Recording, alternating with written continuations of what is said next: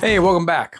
Now, I couldn't do this series without talking more about the arcade games, especially the ones of the early 80s. But there's so much to cover there, I'm going to have to do it as a mini-series. Now, if you remember, back in episode 9, I talked about my very first experience in an arcade, back in the days of electromechanical games. But technology was changing, and so was the arcade. Flashback to high school junior year in 1980. Yeah, the hair was a little different then. After our work shift at the local grocery store, we drive, yes, we have licenses now, over to Pizza Hut. We place our order, and then we head off to pilot a tiny spaceship through a field of rocks and flying saucers. Back in the day, many Pizza Hut locations had a cocktail table arcade game. You know, those sit-down cabinets with the glass tops. You'd eat your pizza, sip your soda, and battle aliens between bites. It was the ultimate multitasking. And our Pizza Hut had Asteroids, which was one of my favorites. Did you know it was one of the first games to feature a high score leaderboard? If your initials were on that screen, you were basically arcade royalty. Atari sold over 70,000 units. It became their best-selling game of all time.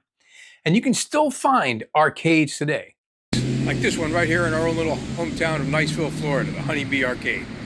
Back in the 80s, before there was Bitcoin, there were coins. Quarters were currency, reflexes were religion, and the arcade was our temple.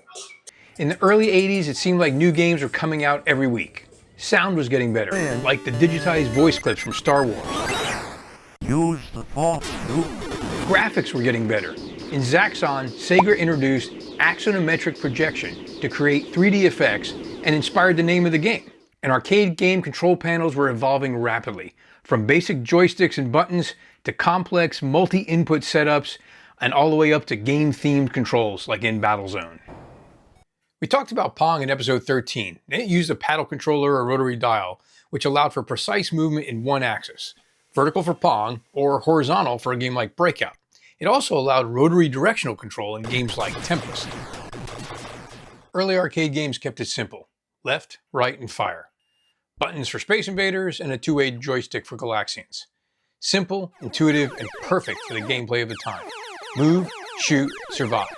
The first appearance of trackballs was in Atari's football game from 1978. If you played this game, you probably still have the blister scars on your hands to prove it. Trackballs allowed players fluid control over on-screen cursors or characters. My favorite implementation, Missile Command. But a close second would probably be Centipede. Centipede was actually one of the first arcade games to attract a large female audience, partly due to its colorful visuals and intuitive trackball controls. But then came Defender in 1981. It was a turning point in arcade controls. It had a joystick for vertical movement and 5 buttons. Yes, 5. Thrust, fire, smart bomb, hyperspace, and reverse. This setup demanded multitasking mastery. Players had to manage movement, firepower, emergency maneuvers simultaneously. It was one of the first games to require strategic coordination, not just reflexes. Here's a quote from Arcade Direct. By the early 1980s, game controls were no longer just input devices. They became interfaces for immersion. Developers were designing unique controllers to match not only the game's mechanics, but the theme of the game as well. This gave us a thrust controller for Lunar Lander, steering wheels for games like Pole Position, combos like a flight stick and rotary knob in Tron, and even a dual 8-way joysticks for Robotron 2084, which allowed independent movement in shooting.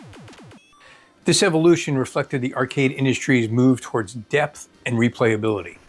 Games became more than just quarter eaters, they became skill-based experiences. There are a lot of games from the 80s that compete for people's favorite, but high on everyone's list was Galaxians.